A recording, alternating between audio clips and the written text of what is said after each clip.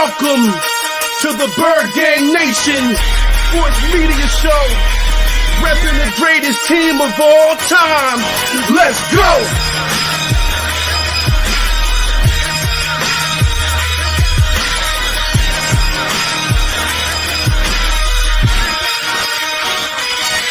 Bird Gang 31, he be the host with the most. We going deep, burning teams. They ain't nothing but toast. It's in your rest there. Sirianni put me in coach, running like Miles Sanders till I bump my head on the post. Touchdown! Yeah, that's coming. Devontae's crazy route running. Jalen hurting them, throwing lasers to Reagor, young gunning. Come on! On the D side, we ride, sack him with Fletcher, lay him out on the stretcher. No one can protect you. Watch Darius lay him, shutting down your routes. Come on! In my green John, eating Philly cheesesteaks. Put up your cups, wings up, if you can relate. Tailgating at the link like and subscribe to the Bird Gang Nation that's worldwide.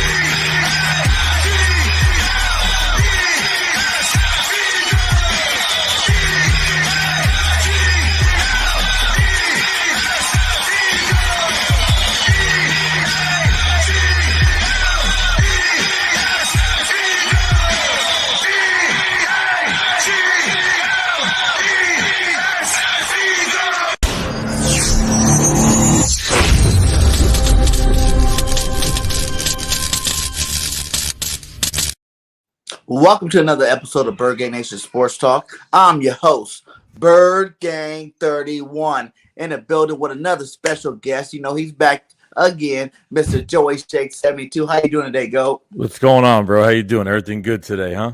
Everything good, man. It's always a good day, man. It's a good day.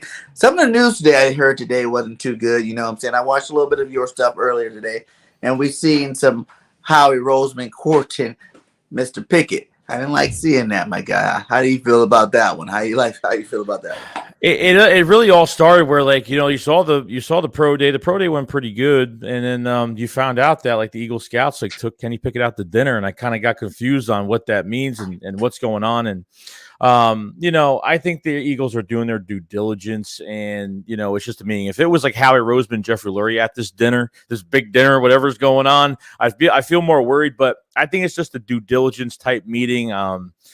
It doesn't mean that they don't have interest. You know, we've heard, you know, that Jalen Hurts is starting quarterback for 2022, but you got to say if, you know, there's somebody available that they could get, Howie could go to the complete opposite of this draft and go draft, you know, between obviously, you know, Kenny Pickett, Malik Willis has pro day today. So it'd be interesting. Yeah. Do you think, like you said, I think it's more of a smoke screen as well. I don't really think any of these guys in this draft are better than Jalen Hurts, you know, in terms of right now, you know, to make our team better this year. I don't think you can plug and play any one of these guys and they're going to give you better production to Jalen Hurts. How do you feel about that one? I mean, it's, you know, Malik Willis is like my guy in this draft. Like, I really like Malik Willis a lot. Okay. And this is before the pro day and everything like that. Like, I think he has a strong arm. I think he's got some accuracy, but he needs to get coached well, coached well enough. And I think, you know, he needs to be put in a situation where the coaching aspect is really good and, you know, can really go further in his career. Jalen Hurts just has more time right now. And, you know, I wasn't interested in getting a veteran quarterback. I wasn't interested in Deshaun Watson, Russell Wilson. I want to just build this roster, you know, and give Jalen Hurts another chance in 22 and hopefully not make the same repetitive mistakes and just get better and see what he does with more weapons around him. That's what I kind of wanted. So. Yeah, and I feel like that's one of the things we need. You know, these combines, these pro days, you know, gets people really hyped up. You know, Malik Willis had an amazing pro day today. Obviously, you know, he got a strong arm. But, like, you know, I seen that JC was put on that. If you go check out Jalen Hurts' pro day, he did the same thing. You know, he made all the throws. He got the ball where it needs to be. It's a different thing from, you know, playing in shorts and coming into the NFL playing against these defenses that are scheming up ways to stop you. So I agree with you, man. I think we need to go finish loading up this team. I've been kind of sad that Howie's not really going after it like I thought he was going to do. You know, I thought we were going to play. You know, Eagles have at least 4 new players right now. We're sitting there like, yes, 4 new players. Let's get it. You know, I know the cap situation is kind of funny, but, you know, are you mad that Howie hasn't made another move yet? we can only go as far as our cap can go, okay? Now, when we trade for Calvin Ridley, which was supposed to happen, we've already had another weapon in this offense, but unfortunately with the gambling and everything that happened with him, it didn't work out, which was rumored to be a third-round pick, which would have been a total steal. But Eagles fans need to really listen up because I did make a video on this, kind of like to give a perspective on the cap space because you guys don't remember, we locked up a lot of players last year with Dallas Goedert, Devontae Max, Jordan Mailata, and all these guys. Those contracts are going to be those contracts are going to come into fruition, this year. And you have to, make sure, they only had, they restructured Darius Slay for $11.9 million, $2.1 million freed up for Fletcher Cox. They redid his deal. So at the end of the day, the Eagles only have probably a little bit less than $27 million now, just because of, obviously Zach Pascal and signing, Boston Scott was very cheap at 1.1 guaranteed. And Anthony Harris they brought back. So it's really not much cap because you need $10.5 million to, draft your guys and get your undrafted free agents. And, then you only have like maybe 15, 16 million left. It's not that much. So Howie Roseman we've seen Howie Roseman pass up on a lot of receivers, okay, which I was surprised he let some of these guys go. Like DJ Shark went to the Lions for $10 million. For 1 year, which I don't know why they didn't jump on that. They put in a bid for Christian Kirk, which, he got overpaid like crazy. I think that stinted the market a little bit after he got paid a ridiculous, not even a 1,000-yard receiver, and he's getting that much money right now. So, trying to get Marcus Williams, they didn't get close to the number. They were almost there, but they didn't get close enough. So, and then they kind of just stopped, So when they're looking at these quarterbacks and they're not signing, big-time free agents right now, I'm starting to wonder, are they actually going to draft a quarterback? Are they not trying to get big names around Hurts right now? Maybe they're going to wait. I don't know, but it's interesting what Howie's doing right now. It's always like Howie Roseman doesn't show his hand, and that's just the way he's been. So you never know what he's going to do. But it's been probably one of the most unentertaining off seasons so far as I could recall. So hey, shout out to Babe for the $20 super chat. She said, "Hey BG and Mrs. BG, just saying hi, sending a bit of love your way. Much love to you. Thanks for stopping by. I appreciate that so much, man. Thank you again, and you enjoy the stream. Enjoy the dream. Mm-hmm. I think, like you said, man, we don't have that much money. Like people want all these big name guys, like you said, and like imagine if we would have got Kirk, how much he signed for $40 million? Like we would have no cap. You know what I'm saying? Like all these big name guys are coming, and we wouldn't have no cap. I really kind of like Pascal. I know a lot of people aren't too hot on him, but one thing that he does that a lot of our receivers have been struggling with is catch the ball. He has only dropped one pass.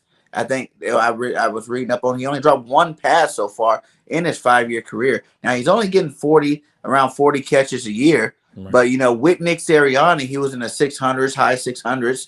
You know what I'm saying? When Sirianni left, he went to 384 or something like that. So Sirianni knows how to use this guy. He's a big body. He's 6'4", 215, something like that. That's a nice size receiver, and we've been claiming. See, it kind of takes care of 3 things we've been asking for. We wanted a veteran, right? We wanted a big body receiver, and then what was the third one? A big body, tall, veteran cheap. Receiver, cheap. And he's cheap. Exactly. So he's not going to be the star, but I don't really think they were ever trying to replace, Devontae Smith. Right. If we were to get a really big name, that would drop Devontae to second. And I think the Eagles want Devontae to be Mr. Eagle, you know what I'm saying, for the receiving core. We're not going to get a guy better than him to outshine him. He's going to get his targets. You know what I'm saying? He's going to be homegrown leader for our football team moving forward. So a lot of these guys, I think the only person I would have seen us signing that could have did that would probably be Devontae Adams, obviously. But he went over to Oakland. So, after he was out of the picture, I wasn't really willing to spend that big money. So I think this Parcells pick is kind of a nice pick. We will need to see what happens with Quez Watkins. We've seen him go from year 1 to year 2. He wasn't even playing year 1. And then year 2, he did some things. He was open a lot of time, didn't get the ball or whatnot, but he puts up some decent numbers. Now, can he make another jump from year 2 to year 3 and become a legit number 2 receiver? I think it comes with time. Like I said, you got to keep Quez Watkins playing. You have to keep him playing, but your quarterback is only going to get a receiver so far. You know what I mean? So, 647 yards is a good number, but, he needs to. I think he would have been a 1,000-yard receiver this year. I think he would have been 1,000 yards. I think Devontae Smith would have been a 1,200-yard receiver this year, at least over 1,100 yards, whatever the case may be. Okay. So, when they went after receiver this year, they had all this interest in Juju Smith-Schuster, which didn't happen. There was just a ton of interest, but even like, why didn't the Eagles trade for Robert Woods for a 6th-round pick? They could have done that, but Robert Woods was going to cost them $14 million this year. So, they're not paying that. They're not paying that off a 30-year-old receiver coming off an ACL. So it's been quiet. And then, getting Zach Pascal, it's a really good receiver. Like as a number 3 guy that can move inside and outside. He's really good at blocking. I actually just watched the interview. Frank Reich was on Dan Silio's show today on Jakeeb Media. And, Pascal is really good. Him and Nick have a really close relationship. Loves playing for him, and like you said, you talked about 600 to 700 range for under Nick Sirianni. He's in that 600 to 700 range. So we don't know what the Eagles think about Quez Watkins. All I know is what I really don't want to happen is Jalen Reagor taking snaps away from Quez Watkins, and I really hope that doesn't happen because that is just going to ruin Quez's career, not his career, but it's going to make him dip in production. And I don't know what the Eagles think of Quez Watkins. Do they think of him as a number 2? I mean, I don't think getting Zach Pascal is going to say, hey, we're not getting a wide receiver in this draft. I feel like they will draft one. It might not be 1st round, maybe. I mean, they've had a lot of interest in receivers. So if they can't get one in there, and look, Howie is smart and look, I can't even blame Howie for this because the cap space has been low, but they had the deal done for Calvin Ridley. It was done, but that's not his fault that, they backed out of it. The Eagles said, what's going on? Why? And they wouldn't tell them. So then later on, you got to give the Falcons some respect too, because, we could have traded him here and, he could have been suspended the whole year, but it looks like, Calvin Ridley is going to appeal. So if they could make a trade later on, if he's going to get suspended maybe 4 or 5 games, I guess I'd make that trade for a 3rd-round pick. I really wouldn't mind it. It's a 4 or 5 games. It's no big deal. So it's very questionable with how he's doing, but it does make sense in some cases. Like I didn't expect them to go out and spend a lot of money, even with Hassan Reddick. I think the Eagles got him luckily, because I think Hassan Reddick was offered more money somewhere else.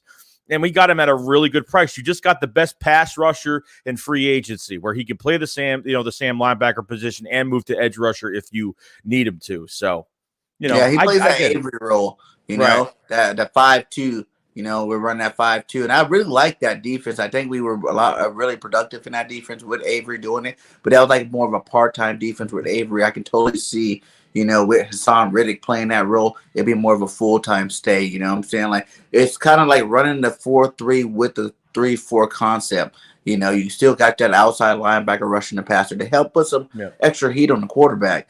In terms of like, Jalen Hurts in this offense and Pascal and whatnot, Quez Watkins, I really feel like, just being year 2 of Jalen Hurts' career, I think he's going to be able to understand defenses better. He's got a whole year of film to understand what they're doing to take away his options or what he's missing. Because a lot of people know that he did miss a lot of passes. Like you said, these receivers could have, more yards if they had a veteran quarterback in there. But I don't really think it's that, Jalen can't make those throws. I just think, he was a young cat out there, 1st year starting. And, he has to build on some things. So I think with that being said, he's going into the same, offense for the 2nd year in a row. That's going to be something big. He hasn't done this since high school. So, what I'm saying? So this should be a really big step for him. And I think the sky's the limit. With the receiver depth chart, I think they want it. You heard Howie and Nick talk about it at the end of the season.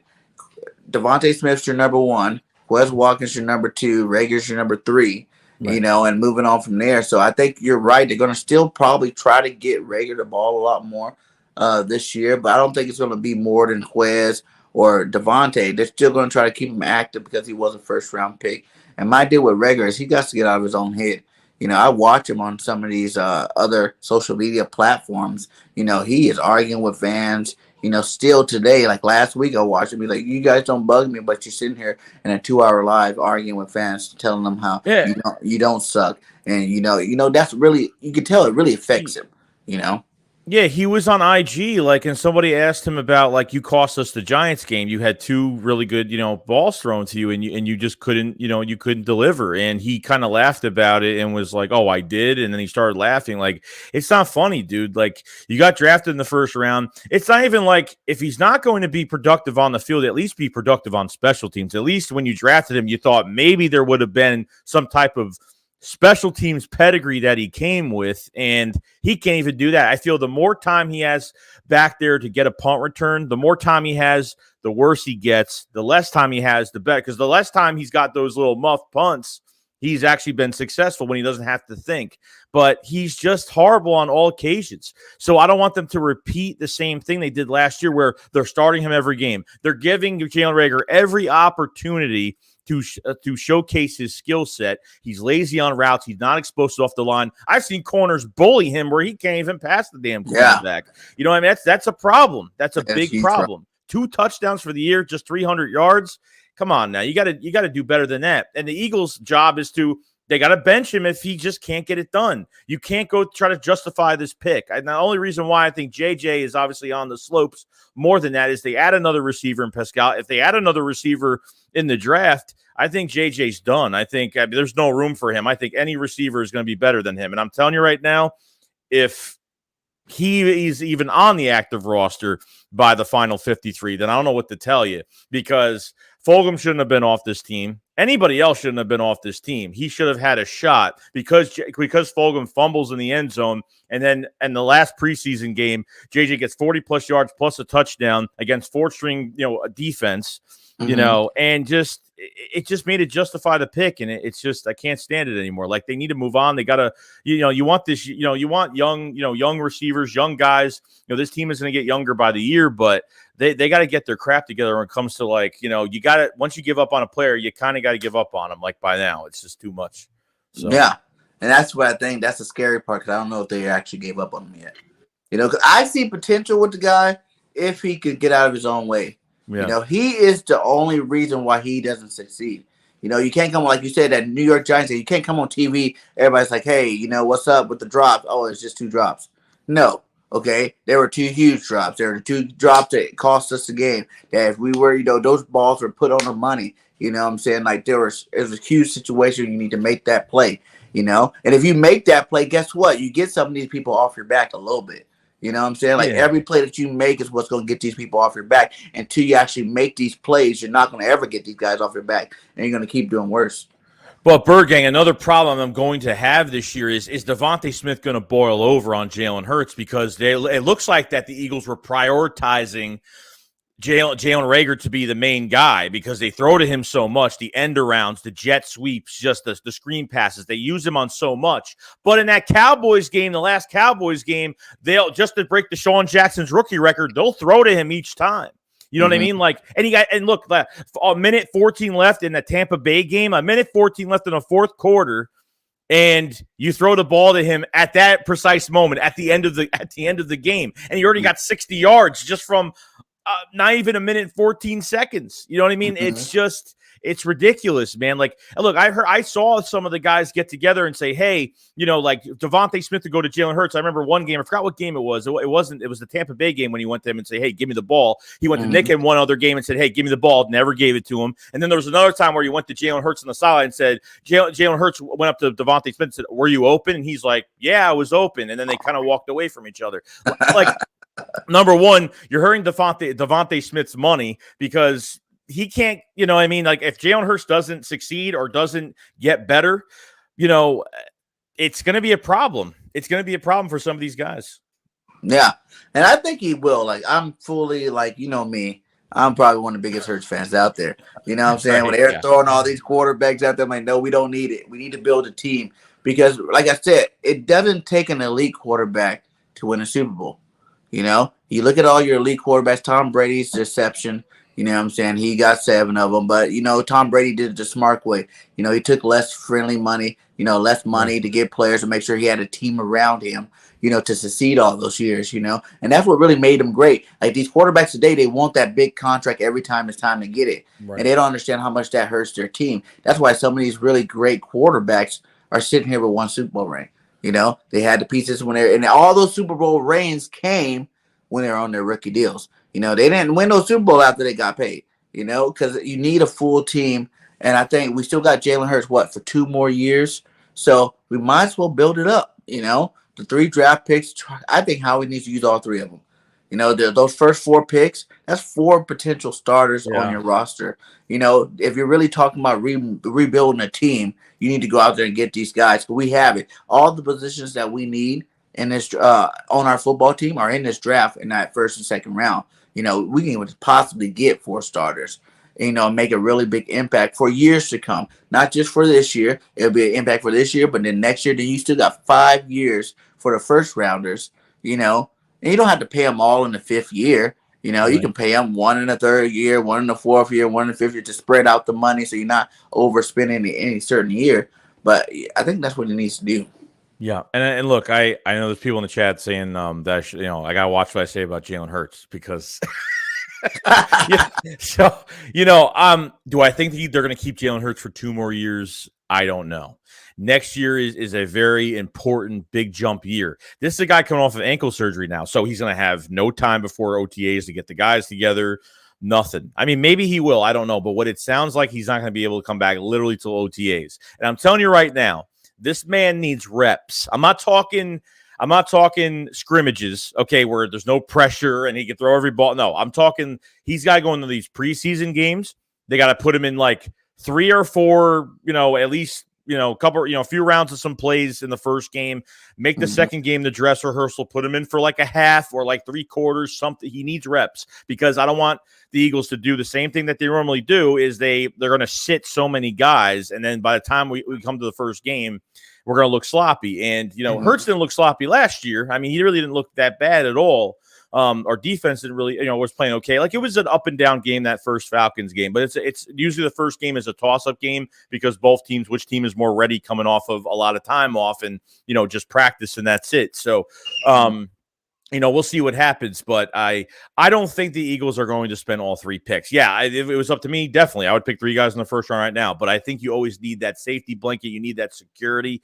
Just say, like, if Hurts does work out, then great. You have 2 first-round picks. You know what I mean? You have 2 first-round picks for 2023. But if they trade back one of those picks, why not get another second-round pick for this year? This way you can at least have, you know, maybe, you know, 4 starters. You know what I mean? If you have 2 firsts, 2 seconds, you get rid of that 1 first. It is what it is. You get 4 starters on the field. So I think they will go in that direction. I do not see him holding on to 3 first-round picks. One of them is definitely going to get traded back. So yeah. And I see the concept to move back, make sure you're locking it down in case Hurts is not the guy. But I think it's time to stop playing scared. You know, use them. You know, like if you really need to, like people are like, well, you're saving that pick in case Hurts doesn't work out, right? But at the end of the day, if he doesn't work out this year, guess what? You still got a first-round pick. And if he's not playing good, guess what? We're not going to win very many games. So you're going to have a decent 15, you know, in between the 10 and 20 range in terms of picks. So you're not going to be definitely not going to the playoffs if he's not playing a good season. So then you have that. Plus, you can always trade the next year's first-round pick after that, you know, to move up and package that together and go get you a, you know, quarterback still. So in terms of like saving it for the quarterback, I'm not really a big fan of that. But I can see why people would want to do it. But I'm like, we need the talent now. Like we still have holes to fill. You know, we got Harrison back on a good 1-year deal. You know, we got Boston Scott back, but I still feel like we need a safety and a running back. You know what I'm saying? Like we got who else came? We got Pascal for receiver, but we still need a receiver. You know, we still need a backup quarterback too. Like Minshew's good, but right now, why not trade Minshew for like a second or third just to get that extra pick? You know what I'm saying? You're not gonna play him this year unless Hurts got hurt. You know, like go ahead and trade him off. If you like, say a guy like, you know, Pickett or one of these guys falls to the second or third round, you know, use your first 3 picks and go pick them up. I wouldn't be opposed to it. And I don't think Jalen Hurts is that sensitive to where if you got him in the second or third round, maybe if you got him in the first, you might be, okay, watch out. You know what I'm saying? What's going on? But if you waited to like second or third round to pick up a quarterback, I don't think he'll trip off of that at all. You know what I'm saying? I think he will, you know, understand the situation and probably even push him to play a little bit better football. Yeah, I mean, I don't know what the Eagles are doing draft-wise. I think a lot of smoke screens are up now. Even I think teams are starting to believe that the Eagles are going. I think Howie wants teams to believe that they're going after either they're going after a quarterback or they want teams to believe they're going after a quarterback right now. Because Howie, like I said, he doesn't like to show his hand, and everything's a big secret. He named Jalen Hurts a starter for next year, but I believe they put in some type of bid for Russell Wilson, which wasn't going to go anywhere from what Denver gave up for him. But I think there has been monitoring, some interest, but not really Howie Roseman being too aggressive on it. It's like I think there's some definitely trade up candidates with maybe the Jets, maybe Carolina at 6. So it looks like Carolina doesn't want Baker Mayfield. I don't think any team wants Baker Mayfield right now because I don't think anybody wants to deal with it. So crazy. As of right now, I think you could trade up if you want. I mean, I don't think they're going to stay at 15, 16. I think they'll move a few spots, which won't cost that much. But you could build your whole defense with this draft. I mean, you could add some really good pieces. Now, do I think they're going to go after? I think one position I know they're probably not going to go after in the first round is probably a quarterback, as a cornerback, I should say. Just because I think either they're going to re-sign Nelson, which I haven't heard any news on Nelson, or he's going to command more money, or I've heard Xavier Rhodes was in the mix. I heard Patrick Peterson thought the Eagles were a good fit when he talked on NFL Network. So I think they're going to bring in a veteran number 2 for this defense and across from big play Slay. You need linebacker. And look, I was actually surprised they didn't bring McLeod before Anthony Harris. Anthony Harris is kind of like a surprising one. And look, Anthony Harris didn't flash too much last year, but he did his job. You know what I mean? Nothing flashy, but this pass rush needs a lot of work. Because offensively, like, if the coaches can get their heads out of their ass, okay, they're just going to say that, and put the right players in and scheme these guys. Because really, it's not all Jalen Hurts, though. Look, as much as everyone's giving flack about Jalen Hurts, it's Shane Steichen, too, because I think Shane Steichen might be on the hot seat next year because I don't like the route combinations. I don't like how they're trying to get guys open. I mean, if your quarterback is struggling, they're not even really helping him at games. Like, you're right. You have receivers running 4 verticals, and verticals don't mean they're going to beat man coverage. I mean, you need some mid-tier throws. You need some type of creativity. We run the ball really well, thank God, but you need to balance that pass line. So we got some things on that offensive line. I mean, look, you got Kelsey coming back. You have Isaac Samal coming back from injury. What are they going to do with him? I don't know.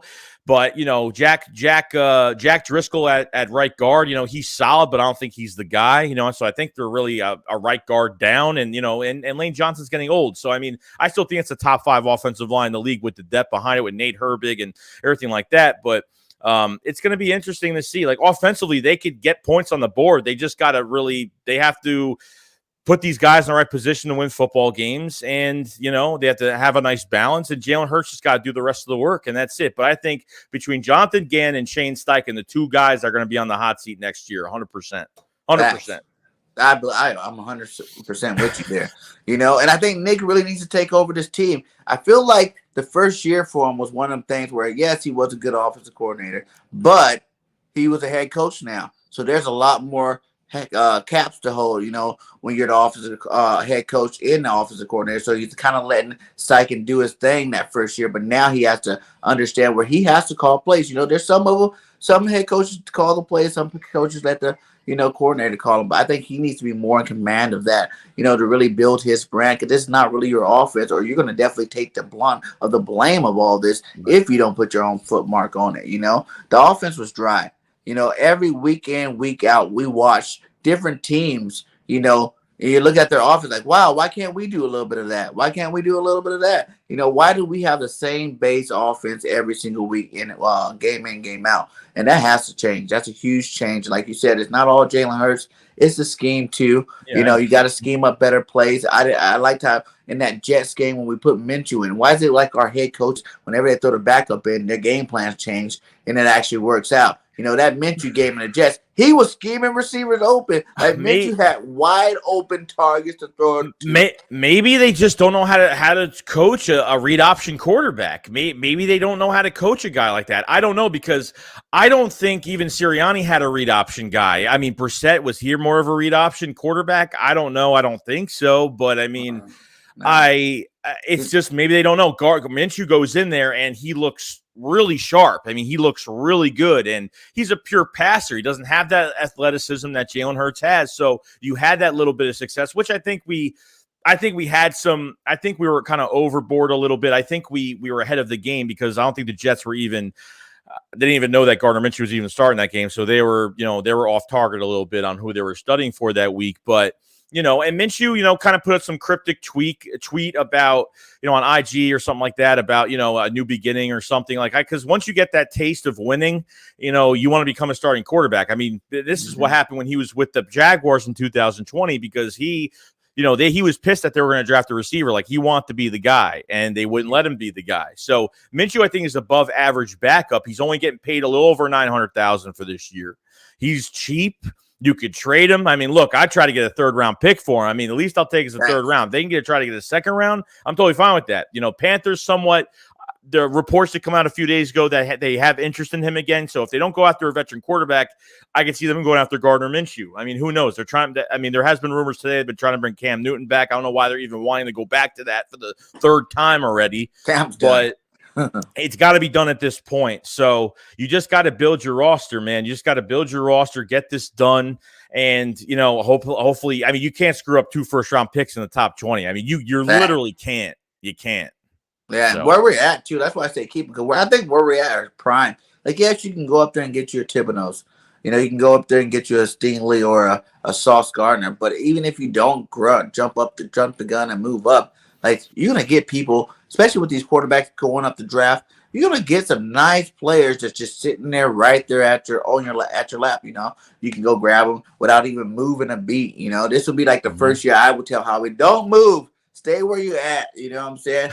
Go back-to-back picks, get defense. You know, you can go get a Dean and a Davis or Dean and a Wyatt, you know what I'm saying? Or a Lloyd and a Dean. I really want the double linebacker. You know, that's me, per se. I know we'd never do that, but that's why I said we go get one linebacker in the first with a defensive tackle and a defensive end, and then or a receiver or a cornerback, and then go to second round, go get Christian Harris, because for some reason he's falling.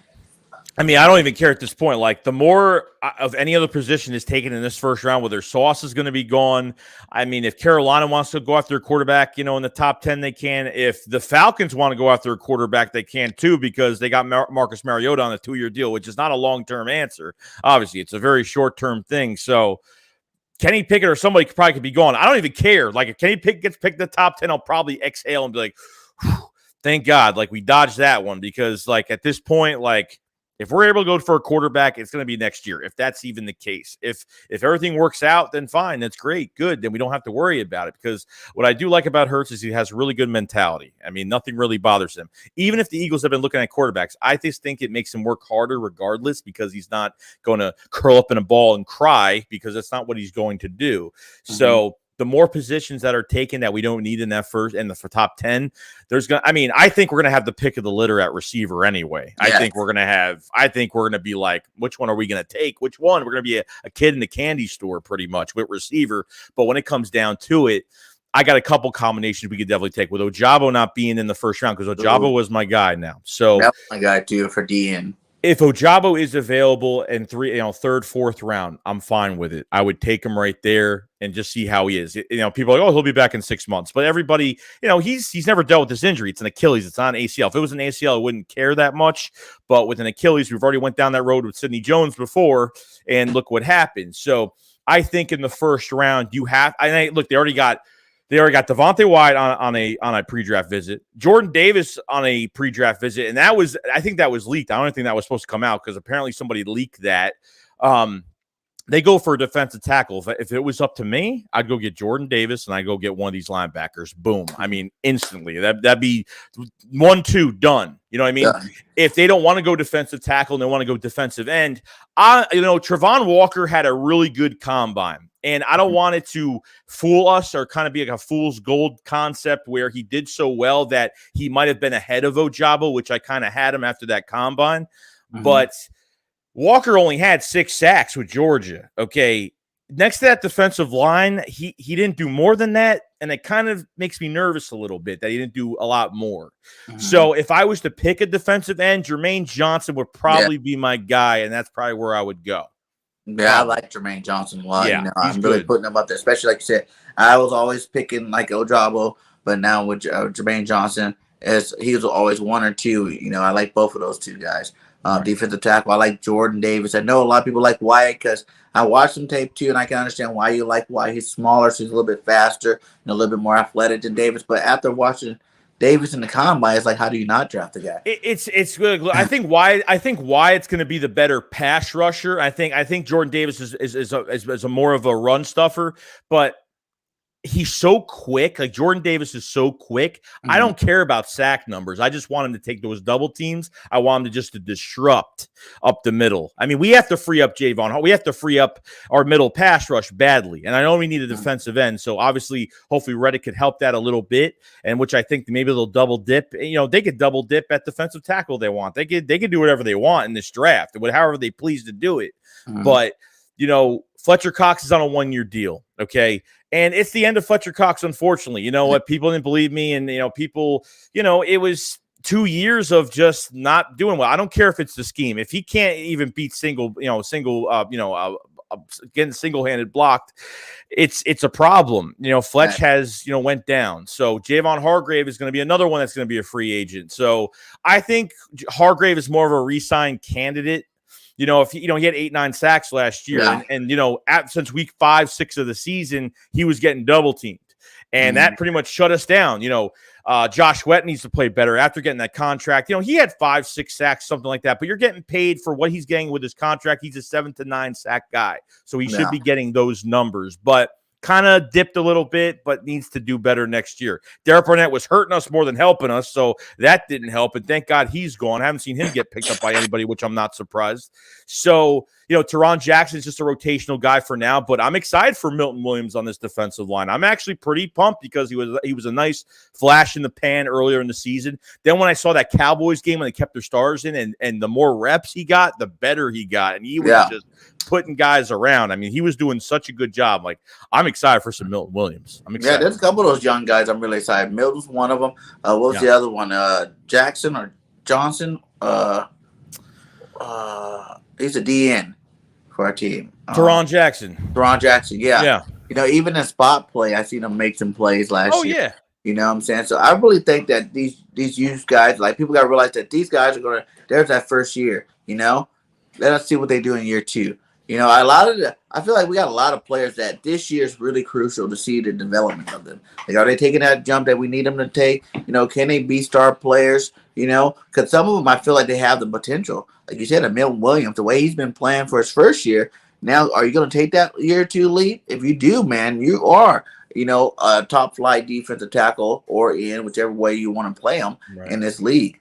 I know we talked a little earlier about the line. And then you're like, well, Sam Marlowe's come back. I think we need to put him at guard.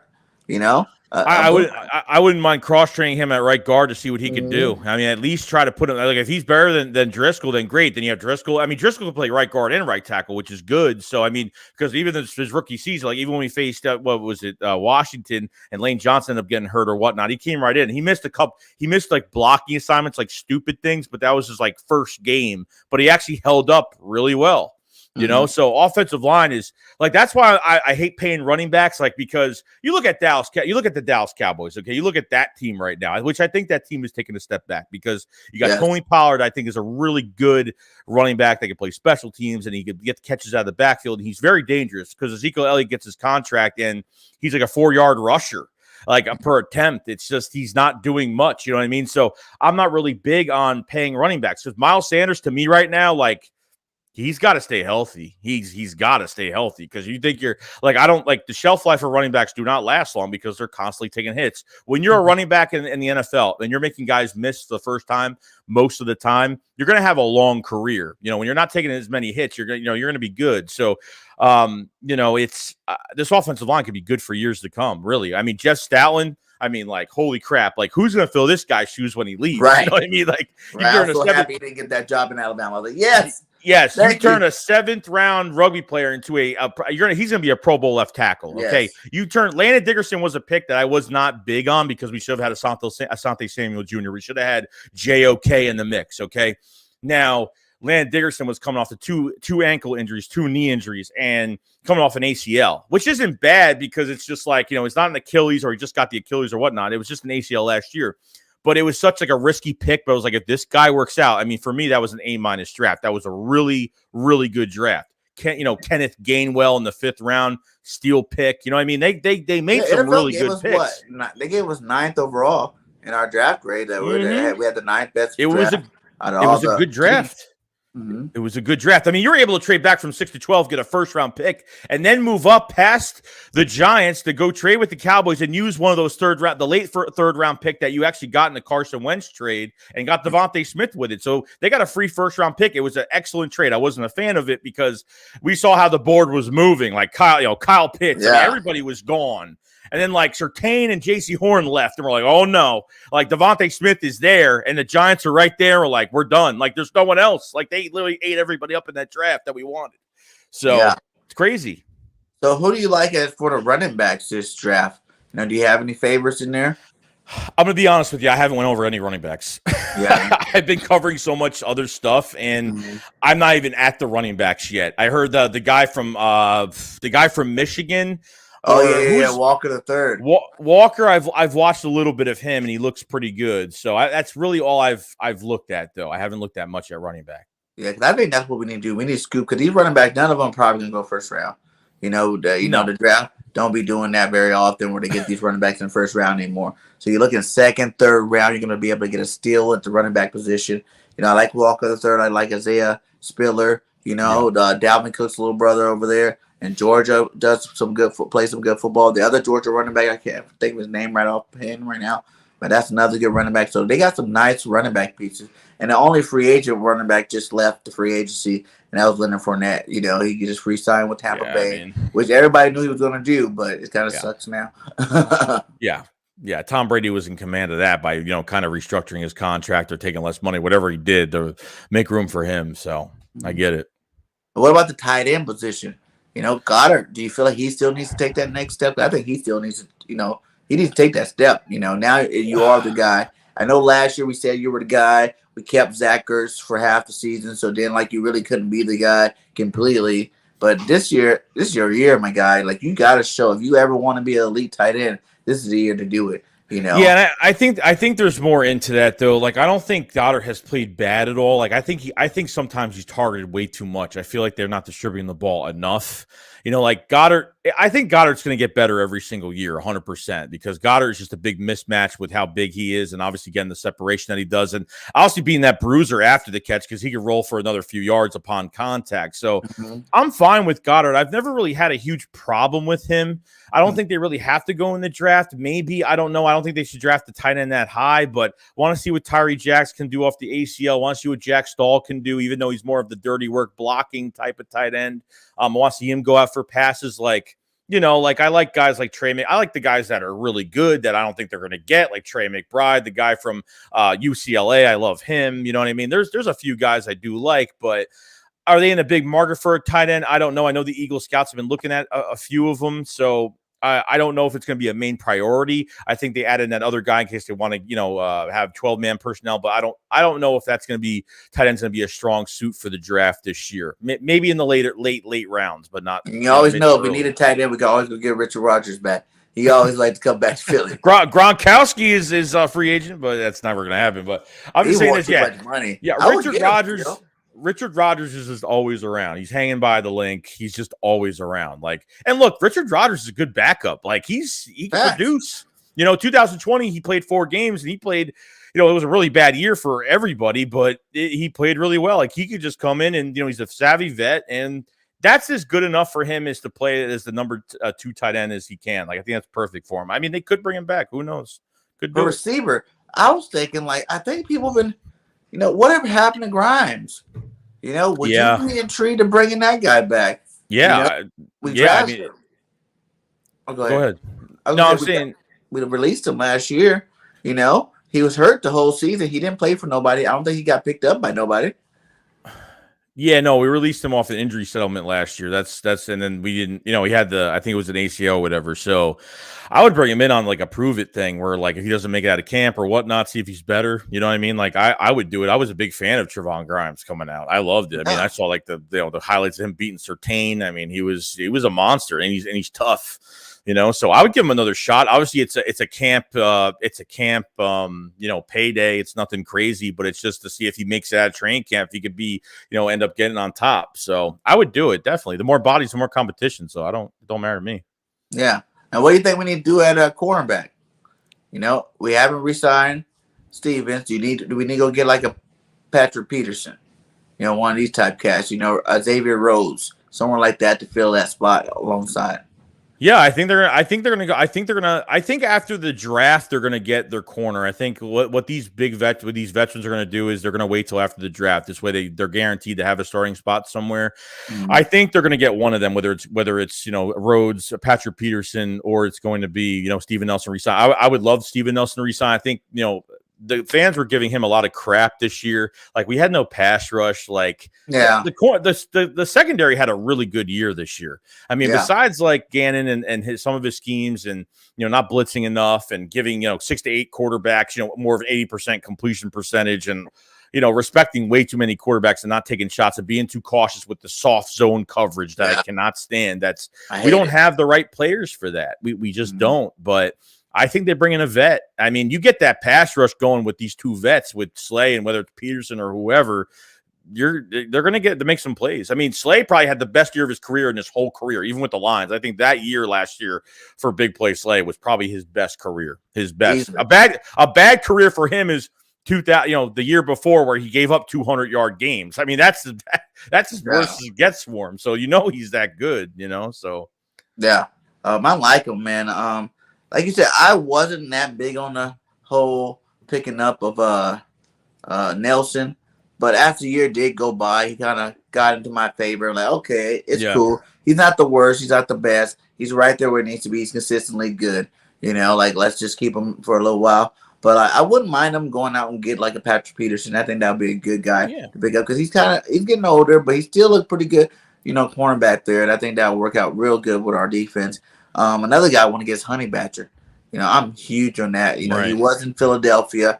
I don't know what went on with that, whether he came and actually visited us. I heard he was on vacation. So was he vacationing in Philadelphia just because he knew some people, or did we actually go talk to him while he was here? But that's another safety. I know a lot of people say he's going to command the bag, but, he's still pretty good. Like, last year he played some good football. The year before he played some good football. Like, I wanted him before he went to Kansas City, to come over here and play for us. And I think pairing him up with a guy like Harrison, that'd be a nice safety tandem back there. That'd be real nice. Yeah, I think it's just going to come down to cost, how much he's going to cost. And, because I think he has a really nice balance between being a free safety. He could be in the box. He could make tackles. You know what I mean? So I think it'd be perfect for it. So I feel like if they don't go after this, either one of two things, either going to draft a safety in the second round. Smoke Monday is definitely one. Brisker's another one. I mean, you got a lot of guys. I mean, there's a good amount of safeties in the second round you can go get. Okay, and if you don't, they could bring Rodney McLeod back. I mean, it could happen. You never know at this point. Because I wouldn't be opposed to that either. No, they didn't play bad together either last year. But I would explore my options to upgrade them. Right. McLeod been hurt. I love McLeod, but he can't stay healthy either. He's like one of these other ones. Like, there's a couple people on our team that can't stay healthy. And I definitely think we need to upgrade it. McLeod's one of them. As much as we like Davion Taylor, Davion Taylor can't stay healthy. Every time he comes in, he makes splash plays, and then the next week he's out. Splash plays, he comes back, splash plays, the next week he's out. We need consistency. We need to get away from these guys who are consistently hurt and try to find some players that can stay healthy. Here's what I'm thinking, because the Eagles, they extended TJ Edwards last year to this year. So this is a 1-year deal for TJ Edwards. I mean, you're going to be down. So they let Singleton walk, which I was shocked they actually let him walk because and look, as a downhill linebacker, I think if Denver used him the right way, he'll be a really good linebacker. And look, he's nothing but a backup, but the guy was taking a lot of hits and really making hits this year. He led into the tackles for the defense for 2 seasons in a row. He's special teams friendly. He can play special teams. And, when they let him walk, you have Davion, Jannard Avery, I think, is gone too. I don't think he's here either. So at this point, Edwards on a 1-year deal, so you got to make a move sometime. You have to do something there because I have – look, the one thing I remember what Howie Roseman said at the end of the year, he said that we don't have the right linebackers for what Jonathan Gann wants to do with this defense. And that kind of Bing, at least he somewhat knows what we're kind of going through right now. Haven't drafted a linebacker in the first round since in 40 years. So, This is the perfect draft to go get your playmaker. I'd get one of those Georgia dudes. I'd go get Nakobe Dean right now. I don't even care if it's Devin Lloyd, I don't even care if they draft Christian Harrison in the second round. Get somebody in here. I'm going to tell you right now, like, they draft a linebacker between the first and second round, I'm going to cry. I'm going to be emotional. I'm going to be like a total disaster, because then I'm going to actually say, like, wow, they're actually listening. They actually want to change this position. Like, I miss, Trotter. I miss having those jackhammer, that are thumper linebackers. I miss guys like that. You know what I mean? So Trent Cole, like, I just miss I like having linebackers that kind of like how the Cowboys use Micah Parsons, kind of like how we're going to use somewhat of, Hassan Reddick, where they put him as, they have him as a linebacker, but they use him as a rusher in general a lot. You know what I mean? Like, that's what I want. I want someone to take command of this middle linebacker position. I want that guy, because I think if you find that nice complementary piece to TJ Edwards, they're both going to play really well together. Really well. Facts. And yeah, like I said, I felt like we needed to replace 3 linebackers. We need 3 new linebackers, and even re-signing a guy like Edwards, you could still get plays. He's a guy that comes rotate. He's that rotational linebacker to come in.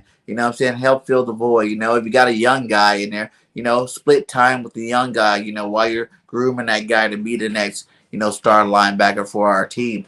I still, like you said, I feel like we have to go first round and get one, and maybe go second or third round and get another one. Because there's, like I said, linebacker is a definitely deep spot in the draft this year, where you can probably get one in the first that can be an impact, and then second or third, still be a contributor too. So yeah, I think we still need 2 more linebackers, or get one in the first and still go grab one of these free agent linebackers that are out there. Wagner's still out there. Who else? I don't know if that dude from the Packers, Devondre Davis or Devondre Campbell, got picked up, re-signed with the Packers yet or not, but you need to get 3. I don't care how you do it, but I want 3. Everybody that they wanted in free agency ended up getting paid a lot of money. I mean, everybody. I mean, Devondre Campbell was on the radar and he got paid a lot of money. I mean, Marcus Williams got paid a lot of money. So they backed off of a lot of deals. So it's kind of worrying me that they didn't really hit on all these guys. I know the cap is kind of, the cap isn't as great right now, or it hasn't really been since the beginning. I thought we would at least get one good signing, 1 or 2. I said 1 or 2, and everyone thinks like we can get every single player, which I don't know how, but the magic money. That's what I'm saying. The invisible money that Howie just takes. Howie paid himself more than he's paying these guys. So that's, the 3-year extension. So, which I wasn't surprised. I didn't even make a video on it. It's like, okay, let's move on. Like, it's just, to me, it was just like I wasn't surprised over it. Like, you knew it was going to happen.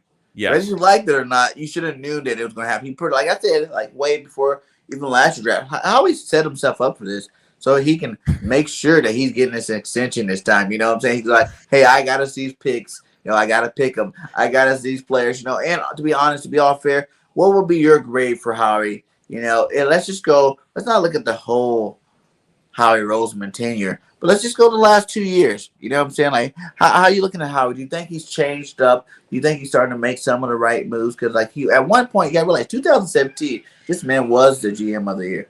You know what I'm saying? He was the best GM in football. After that, he kind of went down, slept real fast spiral. But in reality, the picks weren't really that bad. It was just your first round pick that were buses. You know what I'm saying? Like, that weren't making, the Barnett's, the Reagor picks. Those were the bust picks that people really want to start players at. But other than that, the rest of the draft, we re-signed the whole draft class. Like, there are still some really good picks that did pan out for our team. So how would you grade Howie Roseman right now? Look, really since the Super Bowl, like, it was a really good Super Bowl year, obviously, and every free agent that he signed panned out. Everybody produced. There wasn't one guy that didn't really produce on that roster. Everybody, like, did something that year. Since the Super Bowl, really, it's really been, he's missing out on a lot of draft picks. He figured he could keep the same roster as much as possible and still go for a championship, which I think in 2018 we would have been back to the Super Bowl if it wasn't for Alshon Jeffrey missing that catch. I think we would have been back because the Rams look like horrible in the playoffs. The Patriots weren't the same team anymore, really, that year. We've been missing out on a lot of picks. When you miss out on draft picks, you got to restructure guys. So I don't respect Howie for getting us in cap hell, which we were, a season ago with $73 million over the cap. As till this day, we're $34 million in dead cap right now. That, fourth most dead cap in the NFL right now. which is a lot because we're still paying players because of probably Carson Wentz, Malik Jackson, Alshon Jeffrey, whatever these other contracts that we had to get out of. So the dead cap is a problem. I mean, not like the Falcons that literally got a third round, they gave away they got a third round pick for Matt Ryan and then to take on, you're taking on $40 million in dead cap and you don't get anything more than a third round pick. I mean, that's just that. No wonder Howie Roseman redid the deal for Fletcher Cox, because that deal with Fletcher Cox, you free up $2.1 million, which isn't much, but the Eagles don't have to pay it. They have to pay towards the cap $18 million. And then on top of that, the dead cap goes from 40 to 12. So it's a big jump down. So that was a really good, cut him, redo the deal, and that was fine. Until Howie Roseman at this point, and look, the draft last year was really good. I thought it was a really good draft. He got us 3 first-round picks. Okay. It's like, it's hard for me. Like, this is the draft. Like, it's going to take me a long time to get on Howie's good side. What I like about Howie are his contracts, his trades, the way he uses his numbers, okay? It's just when he comes down to this is what I'm afraid of, because at the end of the year press conference or at the combine, he talked about the draft. Okay, what I'm afraid of, the procedure they're going towards this draft is this, okay? Howie Roseman was asked about the draft, how they're going to draft this year. The Eagles are losing front office members left and right. Why teams want our front office members, I have no idea.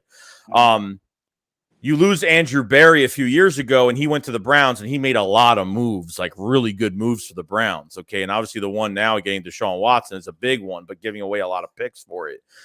So Howie says if we draft a player and he doesn't fit our scheme, or if we look at a player that's on the board and we're going to pick and he doesn't fit our scheme, we're not going to pick him. And that pisses me off, because if you get a first-round player, first-round players can adjust to anything, because that's why you draft in the first round, because they can be playing any scheme, known demand, and they will play to the highest of their ability, okay? That he's going to talk to the coaches, and then if the coach doesn't think that player is going to be efficient to be, drafted to the Eagles with what we're going to do in this offense or defense, they won't draft that player. You have to draft best player available, not best player that fits the scheme available. You understand? Like that's what's it's really gonna piss me off. Like, I'm already thinking about it. It's a terrifying draft, but it's an exciting draft at the same time. Yeah. So, I'm with you, Drew. He said Mr. Days, our defense was feared. We used to have dominating defense, man, back in the day. Like these guys used to go out there, the 5 NFC championships in a row. That was defensive led. McNabb was good, but the defense was great. We definitely need to be back to the days where we're putting fear in other teams' heart. I don't feel like people fear us no more. You know what I'm saying? Even though we made it to the playoffs, we did what we had to do to beat the team we're supposed to be. I feel like we did it at a level. You know what I'm saying? We need to be like feared on offense and defense again. And that's why I think this defensive, this draft and defense side of the ball needs to definitely get upgraded. I wanted him to draft. I want Gannon to blitz more. I don't want these corners being 15 yards off the line where it's especially good receivers. Like, you're letting these guys have so much space. Yeah. I know you don't want to give up the big play, but you got to take your shots. Like, you got Slay, and you have Slay why do you have Slay 10, 15 yards off the line? I mean, it's just, you're playing the cautious game. I didn't like the Gannon how he ran his defense this year. Our defensive line this is the first year without Schwartz that our defensive line looks bad, and it shows. It really shows. Gannon specializes at the cornerback position because he was a corner coach with the Colts, and the linebackers actually look good. So we kind of got the total opposite with Jim Schwartz. We have what we wanted when we were with Jim. What we didn't get, we're with Jim Schwartz. It's a total opposite. It's crazy. Yeah. And the play that still sticks in my head, when we play Kansas City and we're on the goal line, and then you go into your zone, you let Tyreek Hill have a free release, and we're only at the 2-yard line. What's going on there? You know what I'm saying? So these coaches, I feel like just as much as anybody needs to improve, these coaches definitely need to improve. I was at the 49ers home. I was at the home opener, and I had a good time. I loved it. We threw that 92-yard bomb to Quez Watkins, and he ran all the way downfield. Okay, we're on the 5 to 10, whatever it is. Okay, they do 2 run plays. They get a penalty. They go back. They pass the ball. It was incomplete, and then they run and then they run a Philly special. Like it just pissed me off so much. Like I know it's early in the season, but this I wasn't a fan of Nick beginning of the season. I was like, I miss even seeing Doug now. I'm like, I miss Doug. I really miss Doug Peterson a lot. Like I just have this heart for him because he wasn't allowed to do a lot of things here. He wasn't allowed to go outside the organization, get his own coaches. He wasn't allowed to. He just wasn't allowed. He just had no control, period. He was just, all he was doing was, he was going to have, because really before Nick Sirianni came around, he was going to have Press Taylor as the OC. He was going to have Matt Burke move to defensive coordinator, Jim Schwartz's assistant guy where he worked with him for a long time. I mean, it's just, I think Doug did that to himself. Like, my opinion is he won the Super Bowl too early in his head coaching career. Like if Dougie would have maybe went to the Super Bowl, lost, and maybe brought the team back the next year or something like that, and then won it, I feel like a couple more years and won it, he probably wouldn't have been as arrogant as he was. He went, second year winning the Super Bowl, then you wrote the book, and then you just thought your stuff didn't stink no more. The front office are the best. Go ahead, take Frank Wright. See you later, Frank. I didn't really need you. You know what I'm saying? Like, all these players start leaving. Yeah. Does like my offense is what does it. You know what I'm saying? I think that kind of was the demise of him.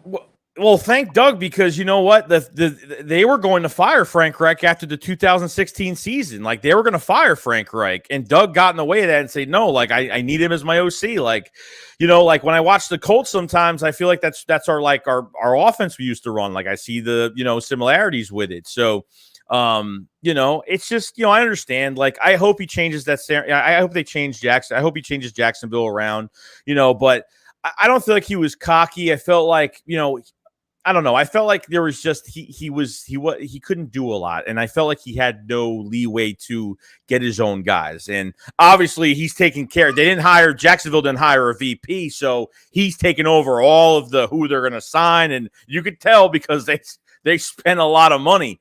So, it's, it is what it is, man. I like that pairing Dougie P with, Trevor Lawrence. That he's going to be able to get the best out of Trevor Lawrence. I think that year off is definitely going to humble Dougie P. He's going to come back with some fire.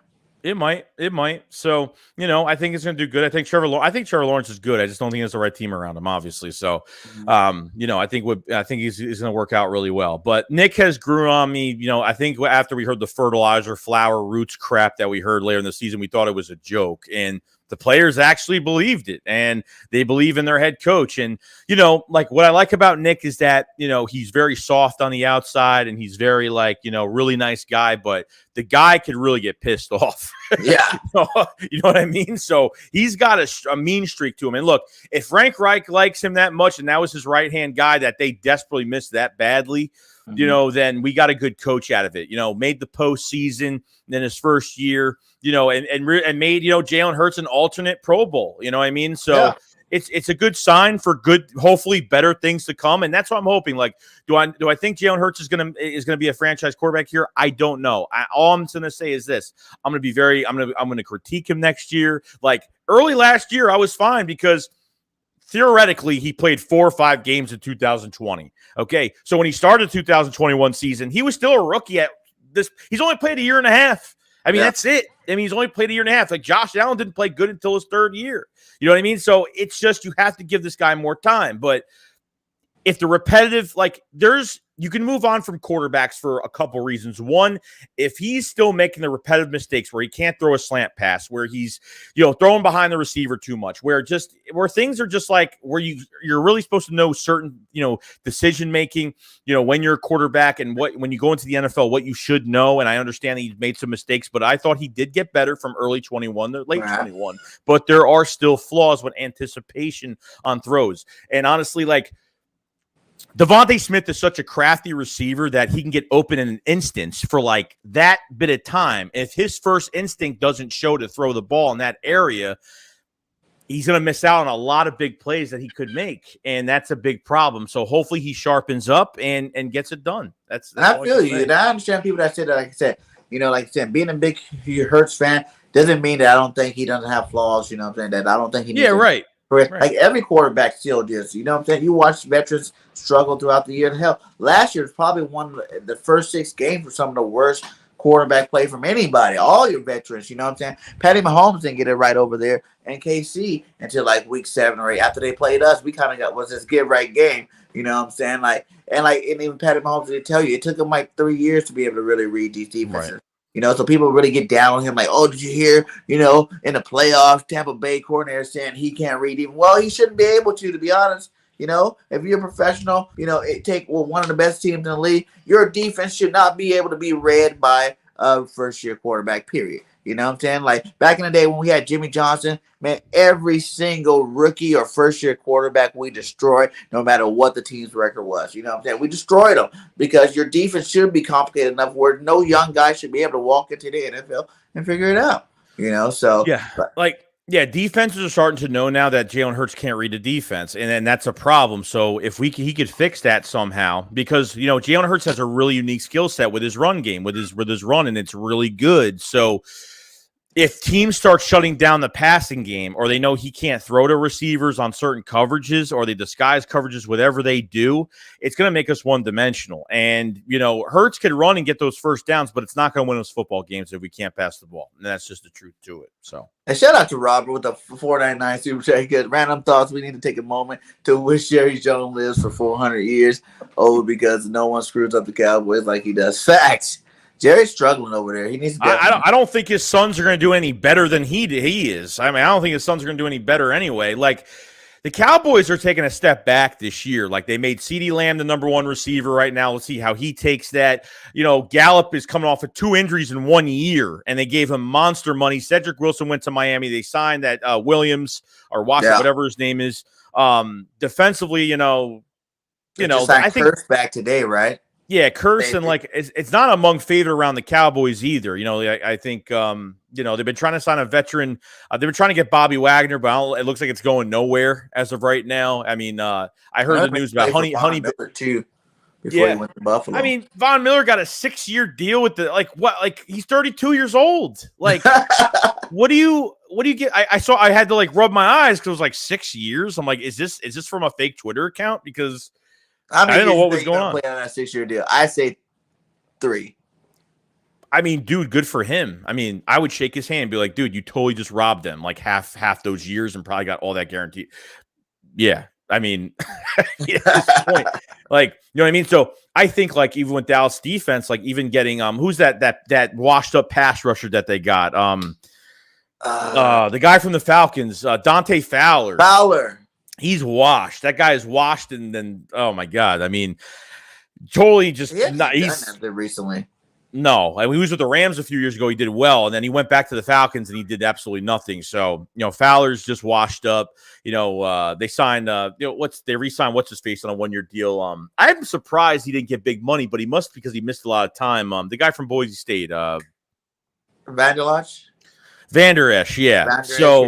Yeah, Vander Esch, I'm shocked. Guy. For some reason. I like Vander. I actually like him a lot, but he gets too many concussions. He's like the next Sean Lee of the Dallas Cowboys right now. So, they signed Malik Hooker to a 2-year deal. Trevon Diggs had 11 picks last year, but as soon as they hit the playoffs, they got that Deebo Samuel and Brandon Ayuk. People don't realize hosted him. He still got roasted last year too. Diggs got a lot of picks, but he got roasted a lot too. He's like one of them guys where it's hot and cold, where you were getting an interception, but you still gave up. Say you got 2 interceptions that game, you still gave up 150 yards. Right. You're getting roasted as well. That Dallas defense wasn't that great. They were good at one thing: turnovers. The other parts of that defense were kind of suspect. They were getting yards thrown all over them. They were getting points put all over them. So I think people kind of seeing that interceptions and some of them sacks and turnovers thought that they have a legit elite defense. Even some of the Cowboys fans are fascinated with that. I'm like, guys, your defense wasn't that great. Micah Parsons, Diggs, and then the rest of these guys are kind of doing their own thing. Yeah, it's. I just don't see them. I think they're gonna have too many changes where there's gonna be pressure on certain players to really, Michael, Gallup's gotta make sure he stays healthy. CeeDee Lamb is becoming that number 1 role now. So today he can do it. Remember what happened to what's his name when in Atlanta, the one that just got suspended. Ridley. With Julio, he was great.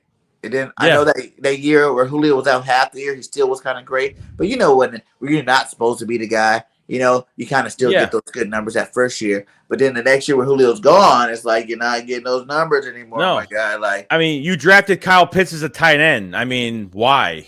You know what I mean? Like, I think he could do so much more if you put him. I just think he could do so much more than just be a tight end. It's like, are you drafted a tight end in the first round? Like, I don't get it. You know what I mean? Like, he only had 30-something yards against us. Ridley was just not, really didn't do much in that game either. I mean, we pretty much shut both of them down. But same as Juju Smith-Schuster, Antonio Brown left. They made him the number one. Did he get far? No, not at all. Calvin Ridley's a good number 2 guy, but Gallup's a good number 2 to a number 3, but I don't know. With Dak Prescott and just the coaching staff, and I just don't think. I think they take a back seat this year. I think the NFC East will be close this year between all teams. Besides, maybe the Giants are going to struggle more than anybody else. But until they get a quarterback, I think they're going to struggle. Yeah, I agree. I don't think that's the guy. What about Carson Wentz before we get out of here? Carson Wentz to the Commanders, man. Because I really think that this is just his farewell tour. This is going to be the end of Carson Wentz era in football being a starting quarterback. I feel like, he was mentally broken when he was here. After he left here, he was kind of mentally broken. You went to the guy that was supposed to fix you. Less than a year later, you're already getting traded by that same guy. You know what I'm saying? Like, he got you out of there. Then Frank Wright didn't want to keep you no more. So I don't really see Rivera being able to fix this guy. And I think, this could be the demise of Carson Wentz. Yeah. Like, what do you think? I think Wentz is in a better offense. I think he's in a better offense than he was with the Colts. I don't think he's going to play bad as everyone thinks he's going to play bad. Like he had a short stint with the Colts where for a good while he was playing pretty good. I mean, he was playing the middle chunk of the season. He was great. He was great. He was outside the pocket. He was like, because he's more dangerous outside of the pocket, as we all know. Like, he gets out of the pocket, he can make these really good throws. But when, you had Jonathan Taylor that was pretty much doing everything for that offense. And when it came down to it, like in Jacksonville, that game was ugly. I mean, I think the last 2 games of that season, they put it on Carson's shoulders and he couldn't throw. He was getting tackled and throwing the ball. He looked like the old Carson Wentz. That's what he looked like. So now on a silver spoon again, going to another team because, Washington was desperate. They tried. They actually offered more than Denver for Russell Wilson, and they didn't want to keep. They didn't want to keep him in the NFC. Like, Seahawks didn't want to keep him in the NFC. That's why. Mm-hmm. So. Because if Russell went to Washington, they'd be a playoff team. I mean, boom, instantly. They would be amazing. So glad it didn't happen. But Carson, he's going to win them. He's going to win them games. He's going to lose them games. I don't think it gets them over the hump to go anywhere. But I think, I just don't think I don't think he's going to make it there because I just don't know if he's going to take them over the edge to really win anything. So. I mean, everyone's going to want to go to that Philly game and Washington versus Philly. They better make that a Monday night game, first week. Eagles and Washington in Philadelphia. Facts. First game, bro. I don't want to face anybody else from another division. I want an NFC East rival first game. Go ahead and break it down. Way too early. NFC East prediction. Who's going to win the title? First, second, third, fourth. Dude, I hope we win the title, bro. I really hope so. Like, it's scary because last year, like, if there wasn't no 7 seed, we wouldn't have been in the playoffs. I mean, that's just the truth to it all. Like, I want us to command this offense. I want Jalen Hurts to, command his throws. Like, I really do. Like, I'm just, I'm hoping for a big step. I mean, technically, it's like a year 2 for him than it is a year 3. But this draft has got to come together, and we'll see what other free agents they go after. I mean, I've been pretty much streaming every day to see what the hell is going on, and haven't seen much of anything happen besides Reddick and then Pascal, and it's like, boom, that's it. There's free agency for you. But we made more moves last year with less money, and we had more money this year, made less moves. So I'm like, what the hell is going on? Like, what are they doing? So I'm like, playing the mind games, man. You playing the mind games. Pissing me off, bro. Like, then you're gonna have dinner with Kenny Pickett. Like, come on now. Like, God damn it. So it's interesting. It's a really weird, interesting offseason because I don't know if they're going after a quarterback, and that I'm hoping is just out the door. I'm hoping they're making it look like. I think they're just doing their due diligence. That's what I'm hoping. So we'll see. Yeah, man. It's gonna be crazy. Like I said, I think we win the division. I think Dallas comes in second, Washington, then the Giants. That There if you I go. throw way too early out there, I'm throwing it out there. I think the Eagles got it this year because for one, they don't win. No one wins back to back, Yeah. unless it's us. So I think we're gonna go ahead and reclaim that mark. Our schedule's not easy because no football game's easy, but it's kind of easy. You know what I'm saying? Like we don't have. The good thing about the schedule is we have a lot of the hard teams at home, which is good. Yeah. A lot of the better teams are at home. So yeah. Russ Wilson, did he make a good decision before we? Oh yeah. I mean, think he did going to the West? You see the West now, though. I mean, though, like it's stacked. It's stacked now. But I mean, probably a bad decision. But it could have been anything else for him wanting to go there. Could have been. I don't know what interested him going to Denver. I don't know. I mean, I'm not sure. But the NFC is wide open now. I mean, it's wide open. So I don't know, but it's going to be interesting. Like, look, like Matt Ryan going to the Colts, I don't think he's going to do anything there, but I'm actually happy for him that he's actually – I think he still has a few years left. I think he's actually going to play very well with them. I think he got at least 1 or 2 more years. I figured that even when Phillip Rivers went to the Colts too, like I didn't think he was going to do anything, but man, he played really well. Like he had a lot of football left in him because – And maybe it's Frank Wright. Maybe he's just good with the veteran type. He's good with quarterbacks. He doesn't have to teach him so much. He's like, this is what I want. You know how to do it, so get it done.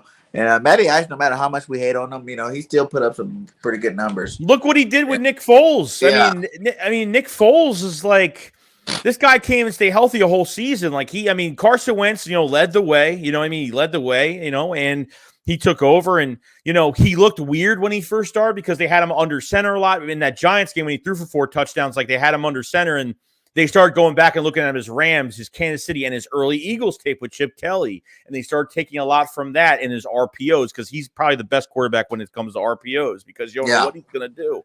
Yeah. So no team in the NFL will ever pull off what the Eagles did that year. Nobody would ever do that. We can't even pull it out the same way anymore. Before we get out there, we got this question for you. He keep asking. I got to get it out there. You should have asked Joyce what scary movies he's going to see this year. What ones are you looking for? Man. I mean, Halloween Ends is going to be my, Halloween behind me. Halloween Ends is going to be my top movie. Hey, I was with Tony Richardson, the fullback from the KC and the Jets. I had him on my show, like a week ago, and he was telling me that he was with the Michael Myers guy. That's what he came, like when he came on my show, he was still in his car from just leaving that event that he was eating dinner with the real Michael Myers. Oh, wow. That's good for him, bro. I wish I had a moment like that. Yeah, so you the Michael Myers guy. They gonna make another Jason? Yeah, well, the lawsuits are done now, so hopefully they make a Friday the 13th movie sooner or later. It might not be yet. As long as I'm still alive and I see it, it's all that matters. So yes, sir. Hey, shout out Robert with the 199. Said Dallas will come in 5th after we lapped them. Nice. I like it. I like the enthusiasm. Well, hey, man, thanks again for coming on, man. You know what I'm saying? I always love rocking with you on the set. Man, shout out to Joy Shakes. Make sure you guys subscribe to him if you have not subscribed, which I know you guys probably have because he is one of the big dogs in the business. So make sure you have him. His link is inside of the chat. And any last words before we get out of here, Shakes? We're going to see what happens in Howie Vision. Howie Vision. We love Howie Vision, baby. That's it. All right, guys. Well, hey, thanks for coming out. Hit that like on the way out. Subscribe if you have not subscribed to Bird Gang Nation Sports. And fly, Eagles, fly. Yep. We out. Peace. See you later, guys. Thank you.